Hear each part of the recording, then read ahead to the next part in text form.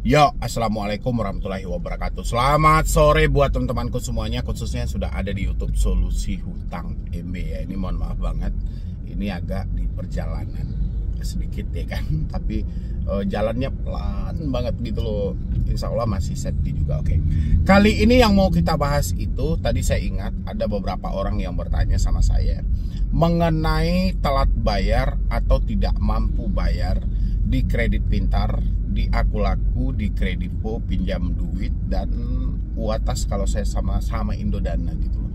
Dan itu katanya ada kunjungan langsung seperti dari DC Kredit Pintar, Kredivo, dan Aku Laku. Oke. Dan dia bertanya bagaimana cara menghadapinya Bang. Dan habis itu juga ada yang juga yang menyatakan apakah saya juga akan dikunjungi Bang dengan karena saya juga mengalami telat bayar di Kredit Pintar, Aku Laku, dan lain sebagainya juga. Orang-orang sebenarnya lebih bermasalah itu dengan soal kunjungan DC lapangan ya. Kalau saya itu dulu pernah juga mengalami dari teman-teman semuanya. Oke, pertama kita juga khawatir ya kan, siapa yang tidak khawatir ya kan, kita akan dikunjungi oleh debt collector lapangan, kita akan didatangi, otomatis kita khawatir dan kita juga cemas gitu loh. Tapi di samping itu teman-teman juga harus paham konsep-konsep dari pinjaman online itu seperti apa, dan tujuan mereka mendatangi debt collector itu tujuannya apa gitu loh.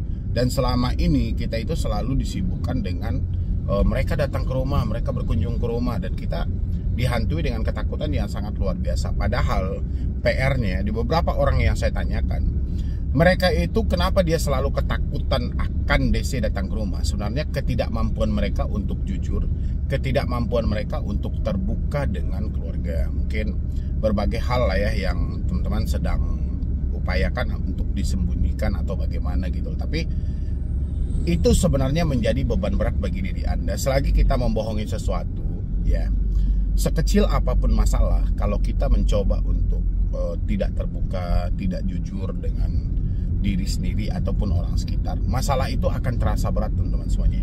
Jadi masalah itu akan selalu menghantui kita. Seandainya si A tahu, seandainya si B tahu, itu akan menjadi problem yang besar. Tapi coba teman-teman logikain lagi, seandainya teman-teman mampu jujur dan terbuka, saya yakin masalah itu tidak akan berat sama diri teman-teman semuanya. Kenapa? Karena Anda mendapatkan supportan yang luar biasa dari orang sekitar gitu loh. Anda mendapatkan supportan dari orang-orang terdekat. Tapi kalau kita mencoba untuk menutupi, itu memang agak berat. Makanya selalu terpikirlah dari teman-teman semuanya, apakah mereka akan berkunjung, apakah mereka akan datang. Oke. Dan habis itu tadi ada juga yang bertanya ya kan, dan debt collectornya ini benar sudah datang, ada kunjungan langsung dari Kredit Pintar, Aku Laku, dan Kredivo. Apa yang harus kita lakukan Bang? Oke.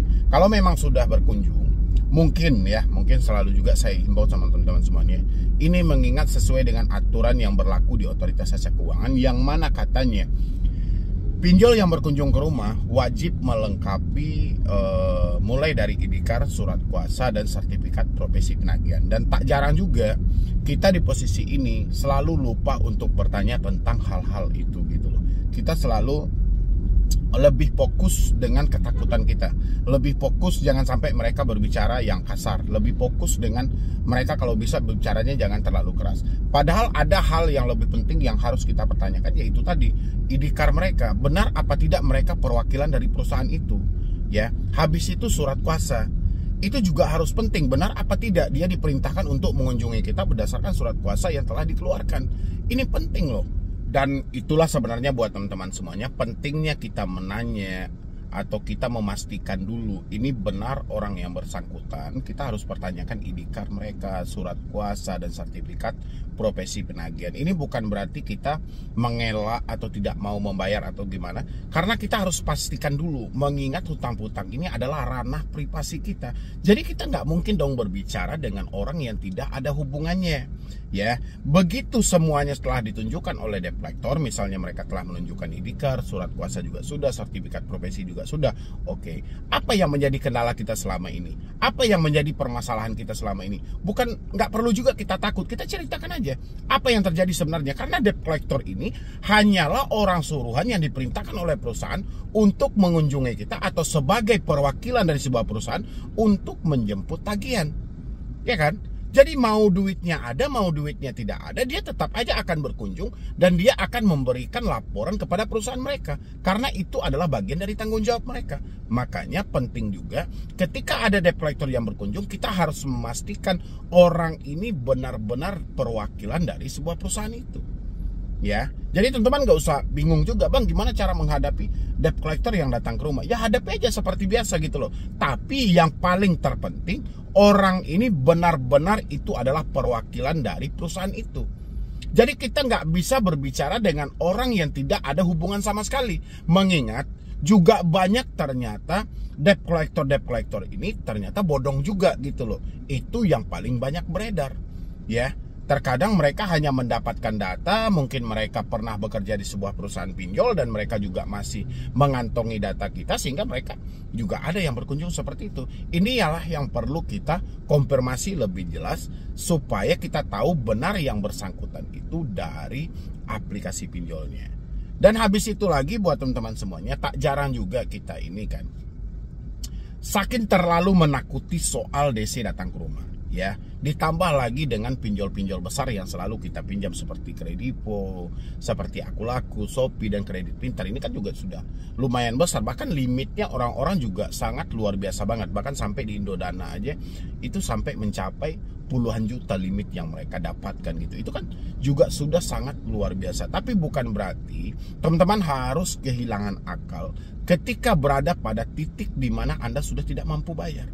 Ya, sebenarnya setiap perusahaan itu mempunyai opsi tersendiri. Tapi karena kita ini selalu dihantu-hantui dengan ucapan, katanya, ceritanya, WA-nya, SMS-nya, teleponnya, kita selalu dihantu-hantui dengan ucapan-ucapan dari debt collector yang menagih hutang, sehingga tak jarang kita melakukan tindakan-tindakan yang salah.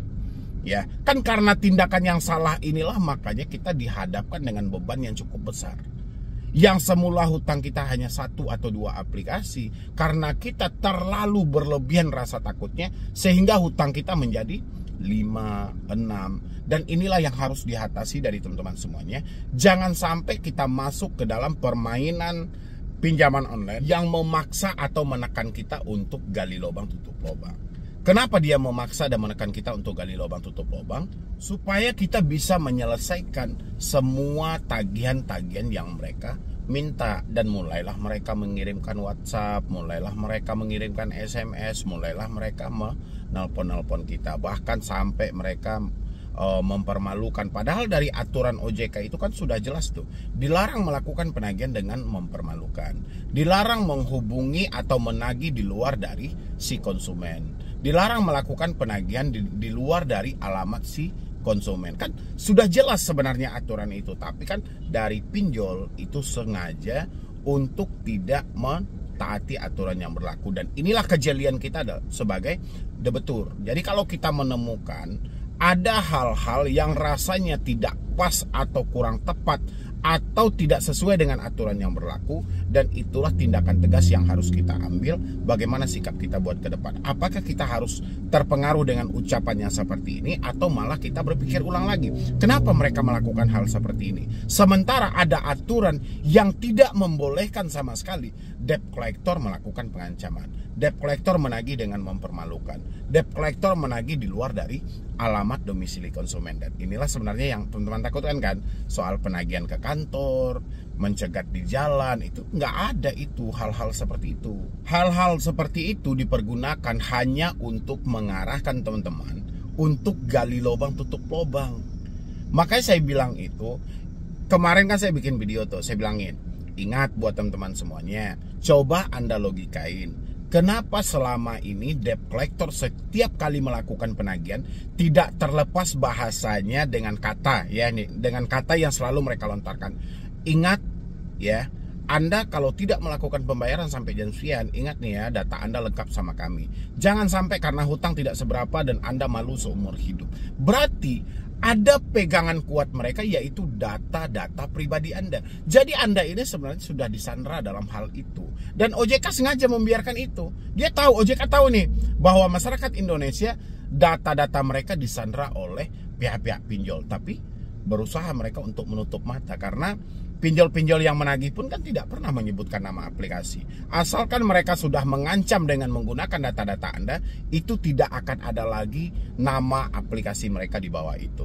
Menandakan apa? Mereka ingin lempar batu sembunyi tangan. Jadi ketika dia melakukan pengancaman, dia melakukan penekanan, tidak sesuai dengan aturan yang berlaku, dia sengaja untuk menyembunyikan bukti-bukti yang ada. Supaya apa? Supaya ketika Anda melaporkan atau mereport ke OJK, OJK selalu vonis itu pinjol ilegal. Ya, jadi intinya buat teman-teman semuanya, stoplah ketakutan soal kunjungan debt collector ke rumah, didatangi debt collector ke rumah.